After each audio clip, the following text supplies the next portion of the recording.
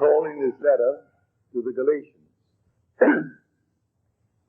said, I see that you observe days and months and seasons and years. I am afraid I have labored over you in vain. Now here we are, this crowded week of observing these different days. This is the season, and naturally it's the year. What did Paul give to the world? What he gave to the world is this, that the Spirit of God and the human imagination are one. He said, we did not receive the spirit of the world,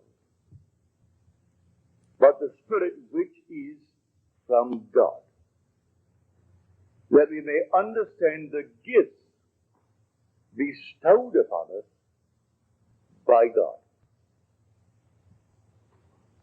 Here is the one that became the many, that the many may become the one. For one must be all, and comprehend within itself all things, both small and great. Everything in the world, all that I behold, though it appears without, it is within, in my imagination, of which this world of mortality is but a shadow.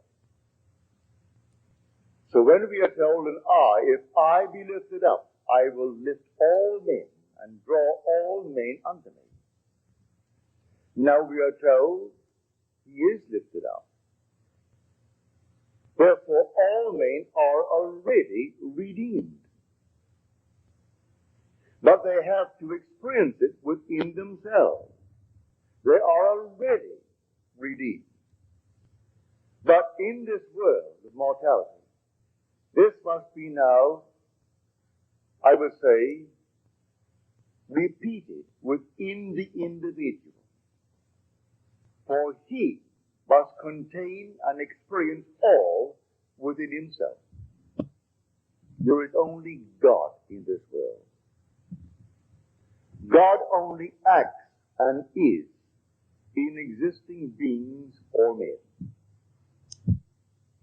So let me share with you a story that was given to me last Friday night. This lady's husband's name is Ray. When I use the word Ray, I am speaking of her husband. She said, last year, Ray said to me, it's going to cost $1,000 to put on a roof, a new roof. We need the roof. Well, it cost $1,000. She didn't say they could not afford it. She just said, I saw the new roof. Right then and there, I saw the new roof. Then she said, I was working at my sewing machine. It's an old one, but it was adequate. It did the job. But I would like a new one, she said. And so I imagined a new one. There was the old one, but I imagined the new one.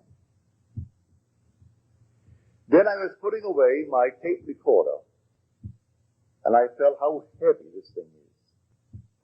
I would like a new, lightweight one. I put the old one away, the heavy one, but I thought I would like a new one that is light of weight. So I put it away, the new one that was light of weight.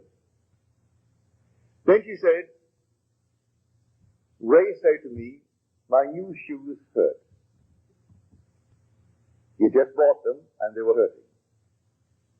Well, I wanted him to have shoes that did not hurt. That in my imagination. All this was last year.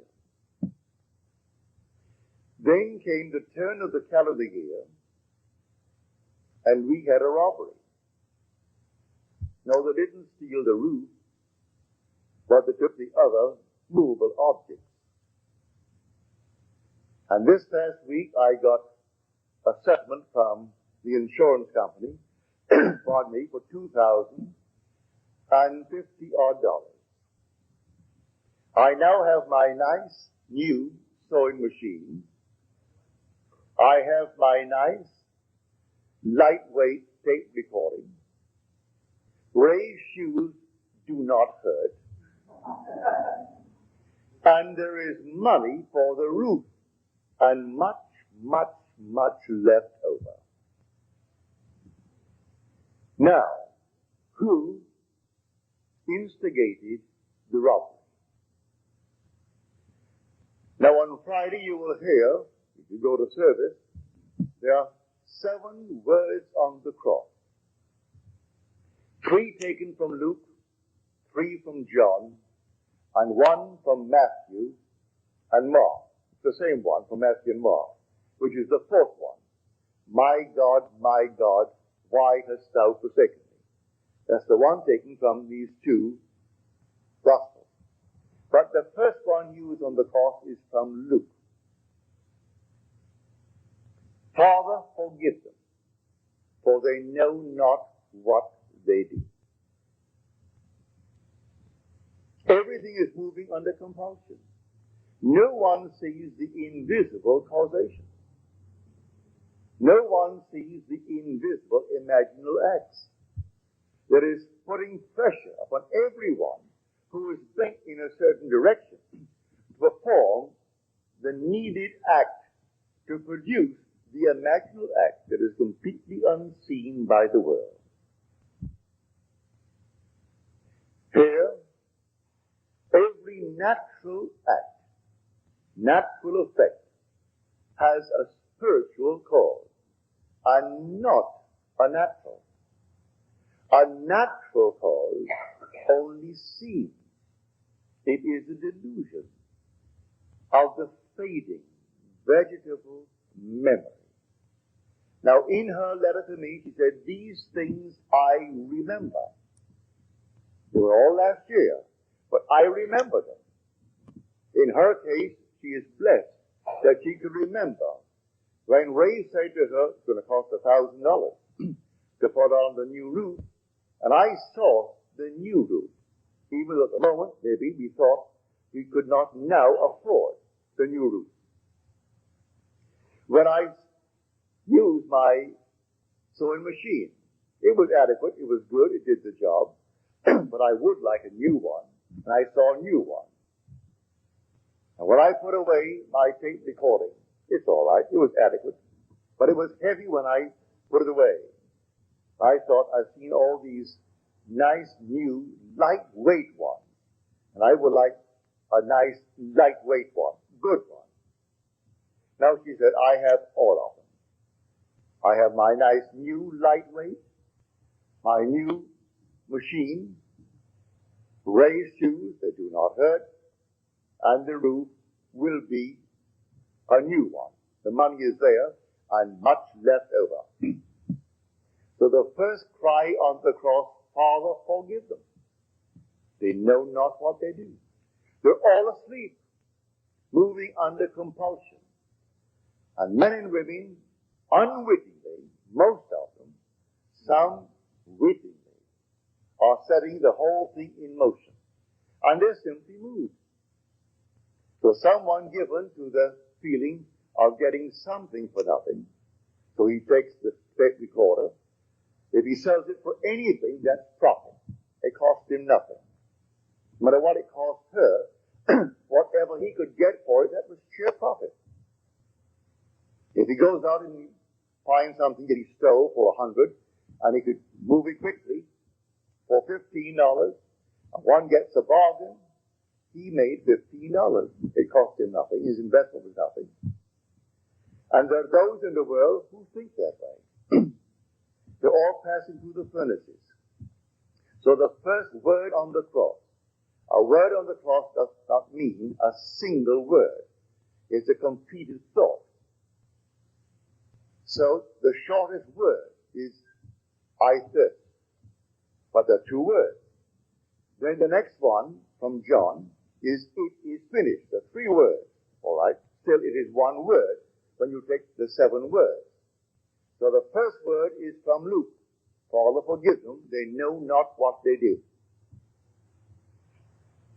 And then comes Luke's second, then comes John's first, then comes Matthew and Mark, and then comes two from John, and then Luke completes it.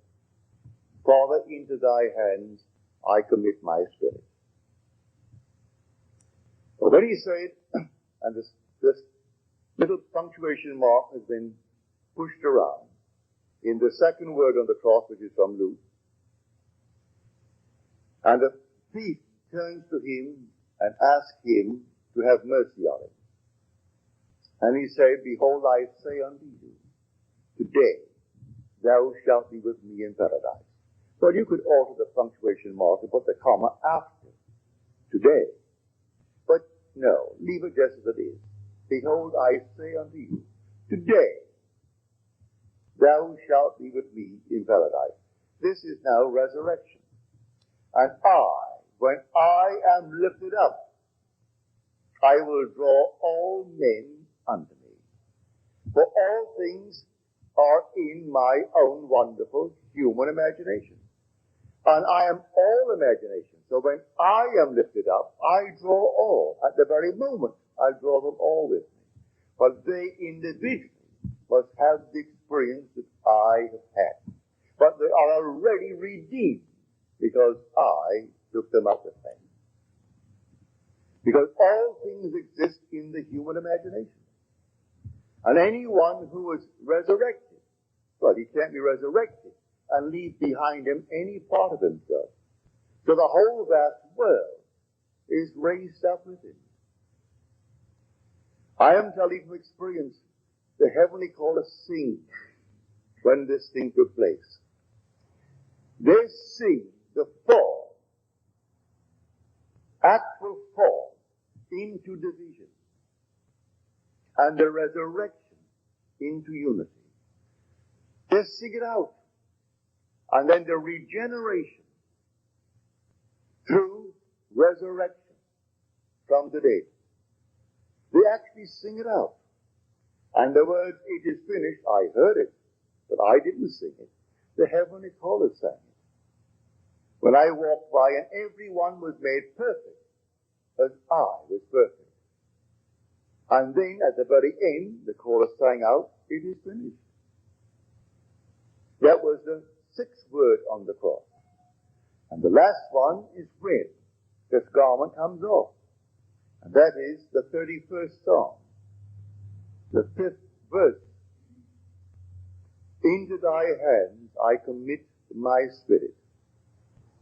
Complete the verse. Thou hast redeemed me, O Lord, faithful God.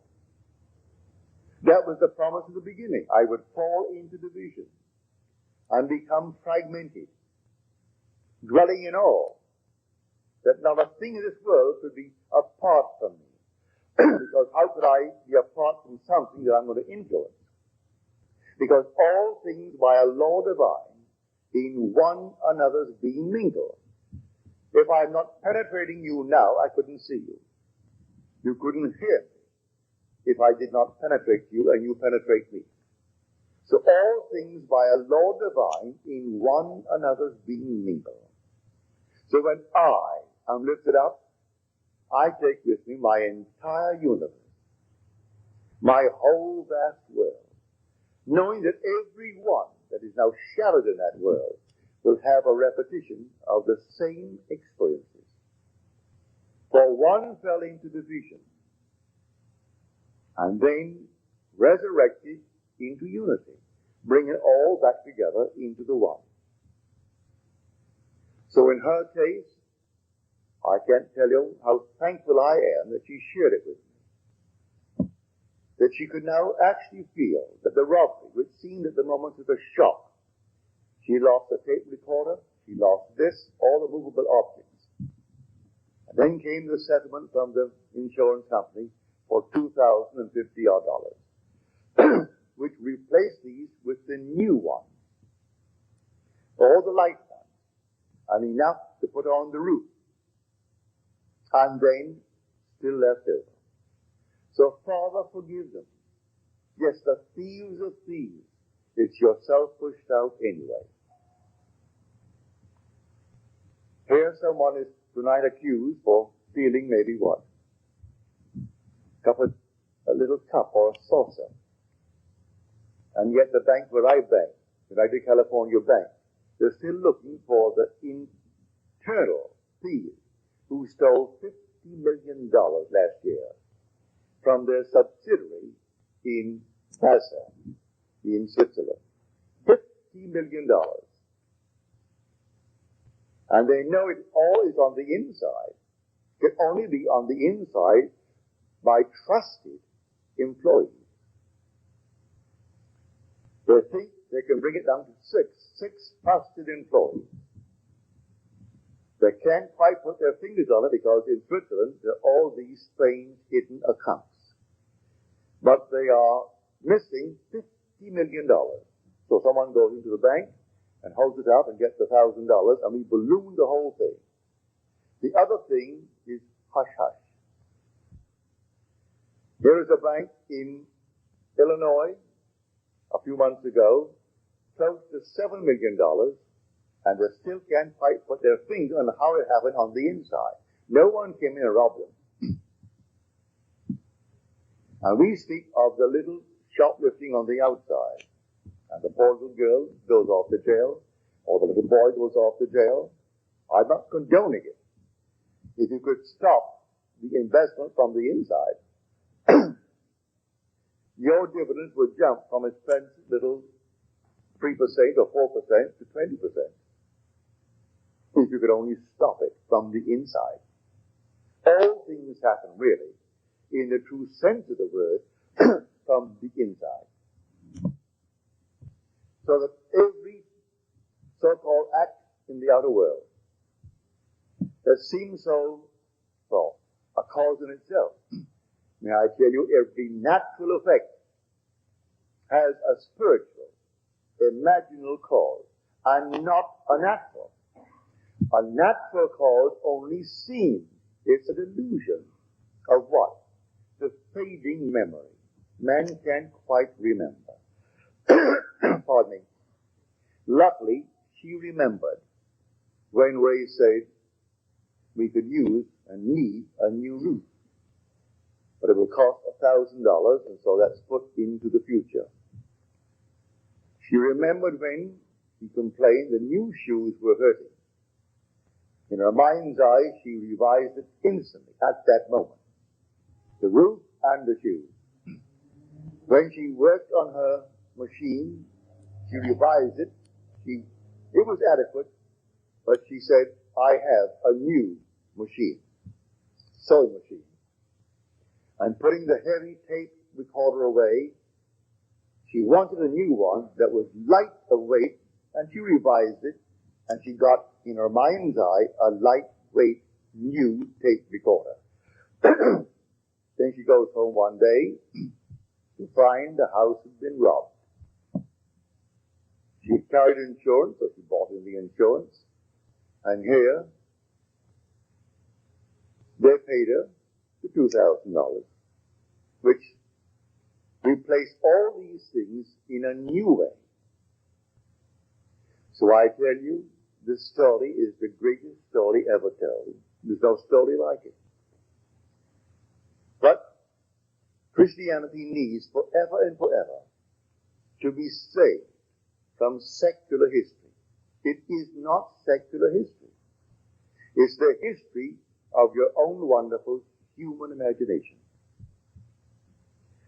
God and your own imagination are one.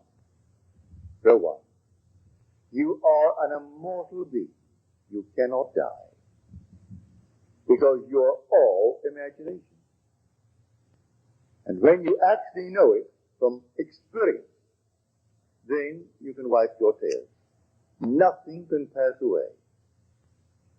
You may not see them with a mortal eye, touch them with a mortal hand, but they are in a world just as real as this. Just as real. Continuing the journey until they reach that moment in time when they are resurrected. And then the scattered body begins to be collected, and they're gathered together into one. So one must be all, and comprehend within himself all things, both great and small. And you are that one that actually fell. And then, in falling, you became fragmented. You became divided into the unnumbered parts, and each seems to be independent of you as you look out on it. You're only looking out on yourself pushed out.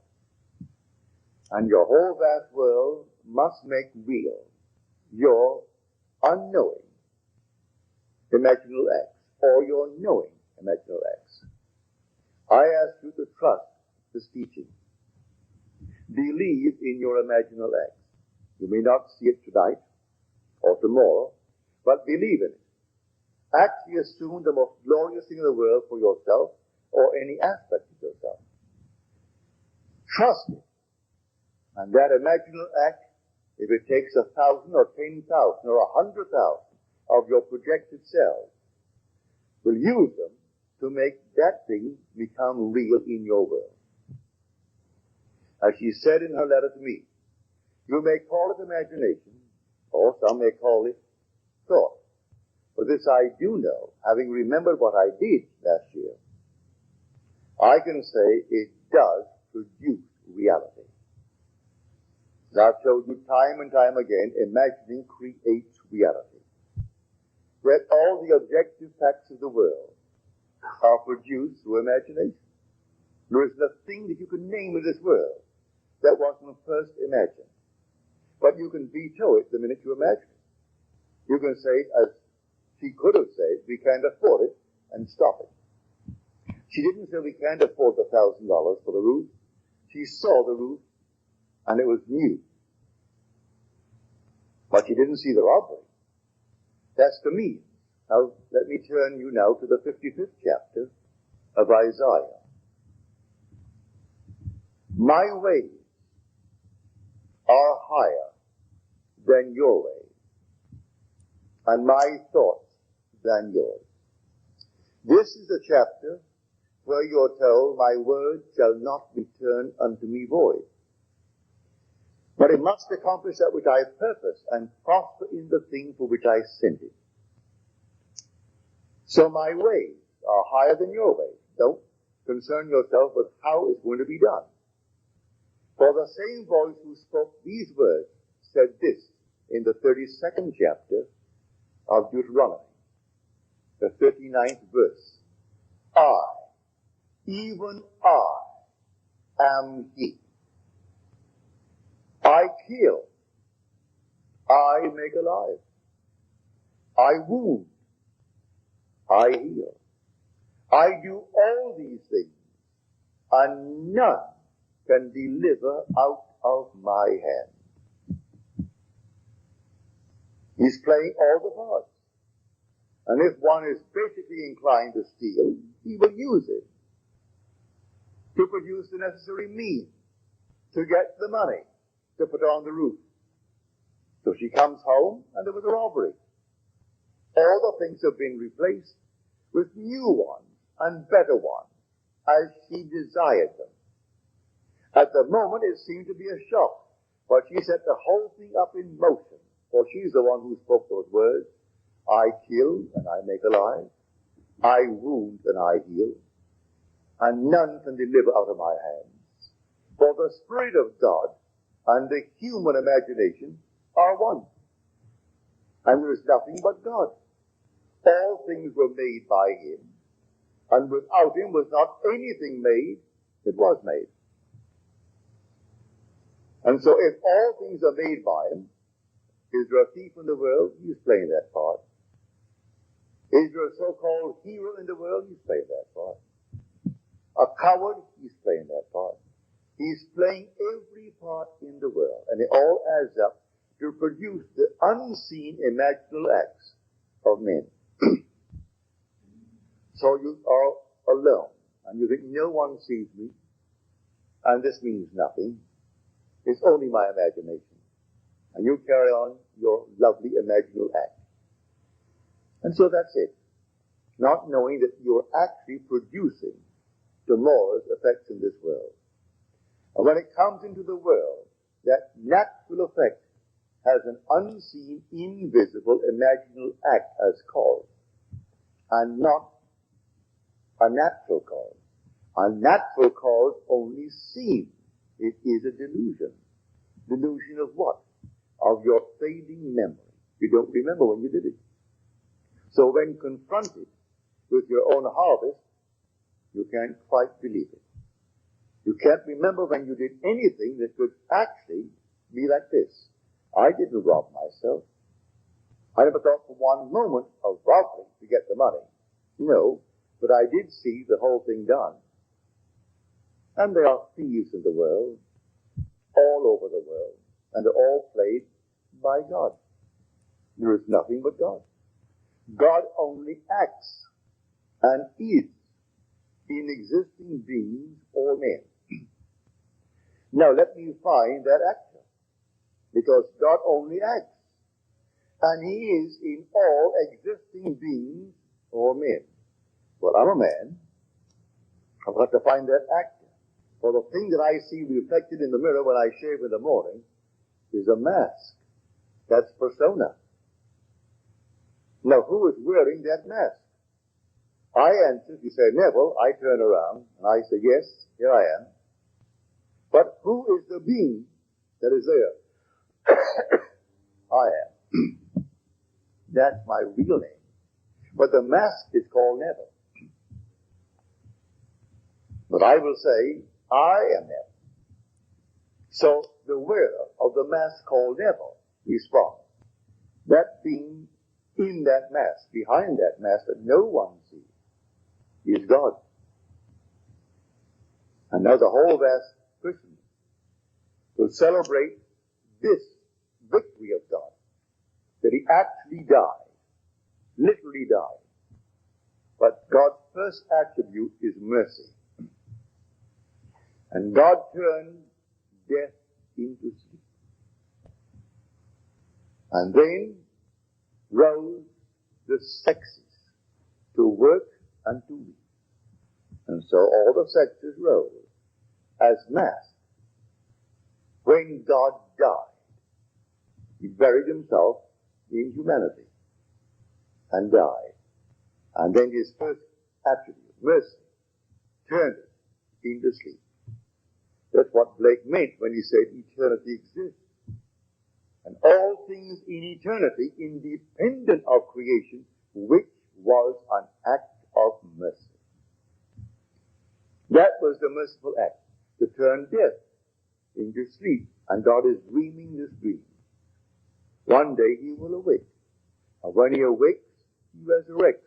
And then He gathers into His own being all His scattered beings. So all are gathered together. When I depart this time, may I tell you, I am taking everything in the universe with me. And when I am lifted up, I will raise all unto me. Read it in the 12th chapter of John.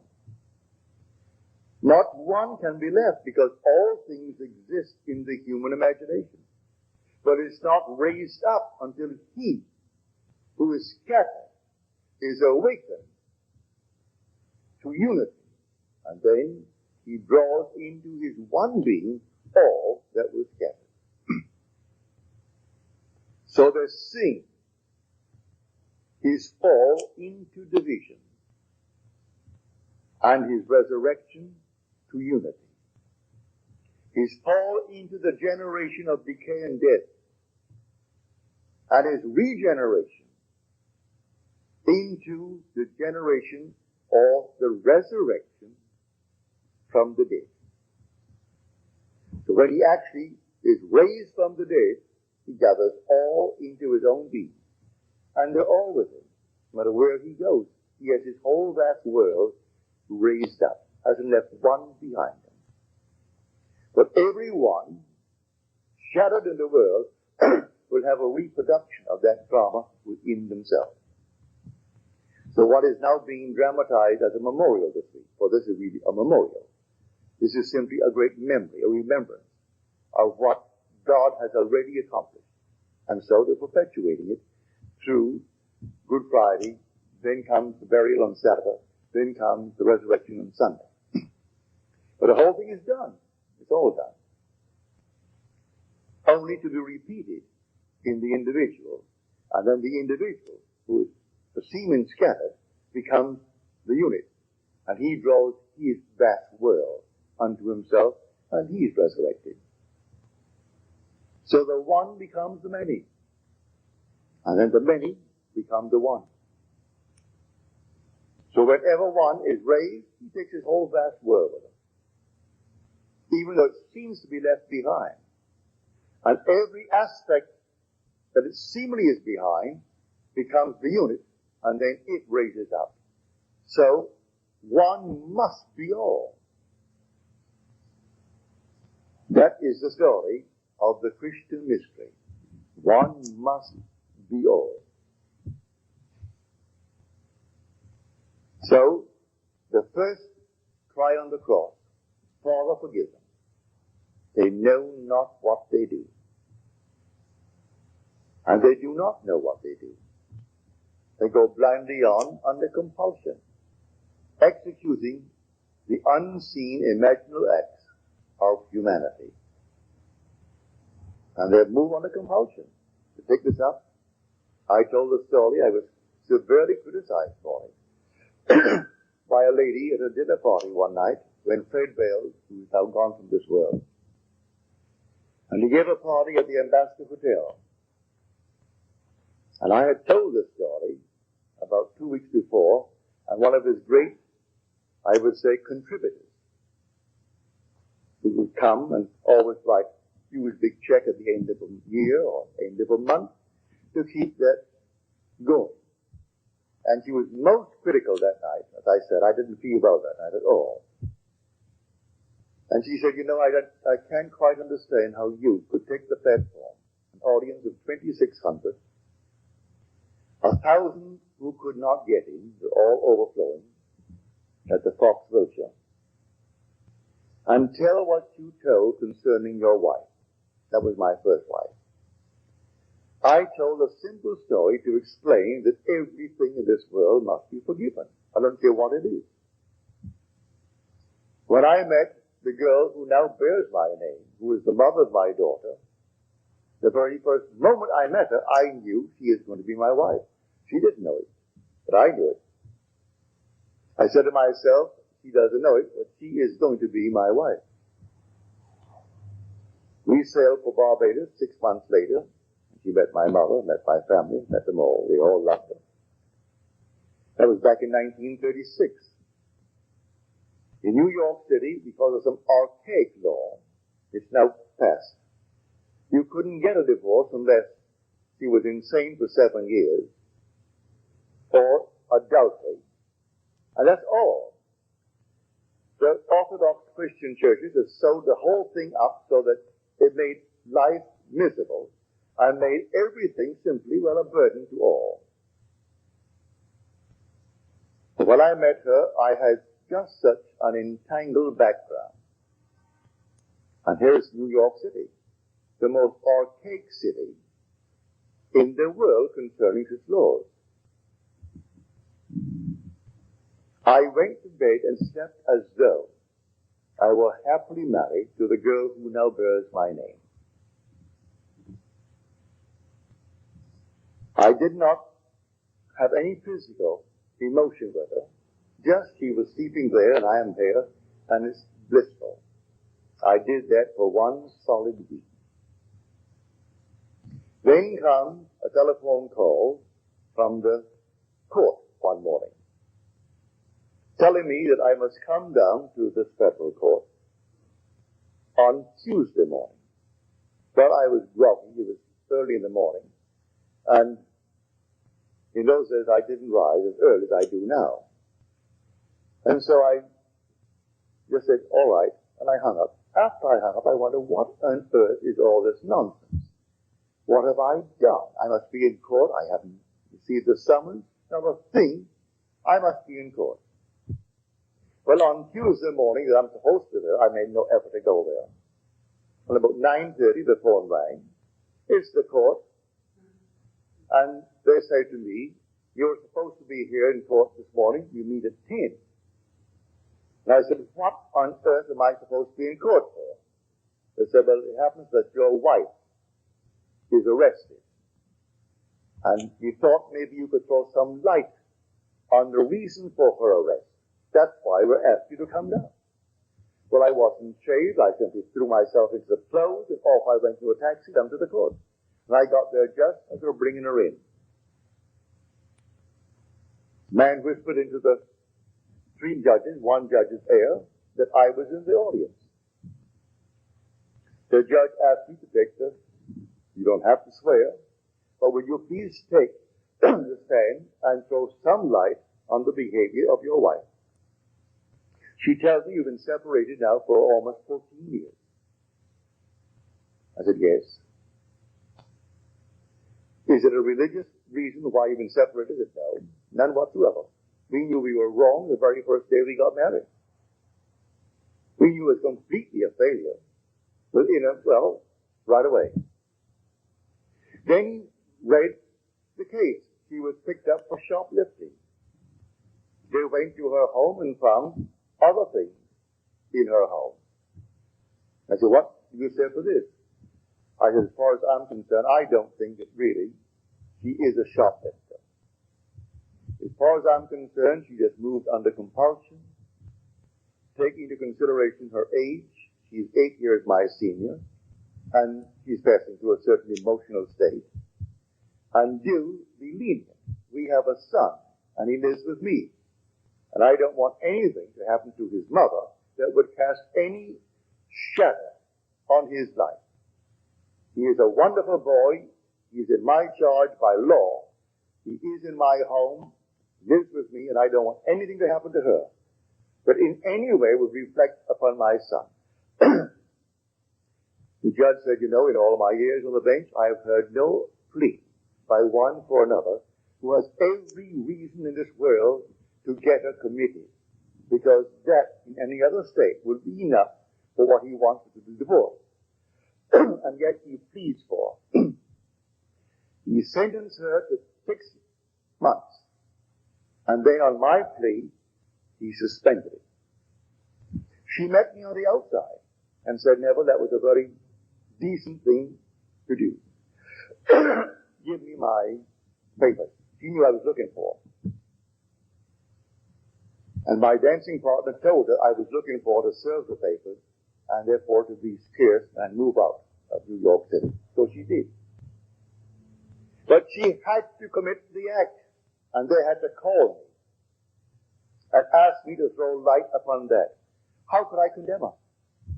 Who was the actual cause of her shoplifting? I slept as though I were blissfully married to the girl who now bears my name. And I had to get the evidence. I had to get some reason to bring the action. And here my wife actually gave me the papers. I said, I don't have the papers with me. She said, I'm driving home to your place right now, and you can give me the papers. That's illegal to serve your own papers. But she drove up to my hotel where I lived. I went to my room, came down to the lobby, and gave her the papers. Did my own service. Now that is an illegal thing in this world. But then I got my divorce in the city of New York, then I could marry the girl who now bears my name. And when I told that, I told it only to tell people of that one word, the first word on the cross, Father, forgive them, for they know not what they do. They're all moving under compulsion. And the unseen causation is hidden from the world. They do not know who is treading in the winepress. And I was treading in the winepress to be happily married to a girl who was not then engaged to me. Because I couldn't be engaged to her under the circumstances. And then my wife behaved in such a manner that it made it real and natural for me to do what I did. How can I blame her? So the first word on the cross, Father, forgive them. They know not what they do. They have to do what they do. I have to fall into division and fragment my being into the unnumbered parts called humanity,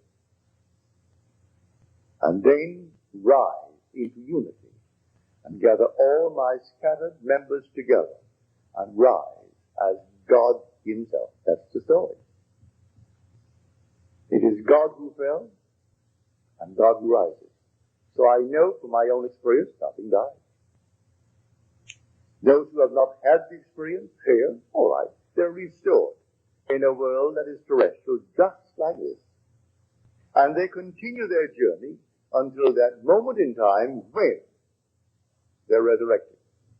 And resurrection is resurrection into unity.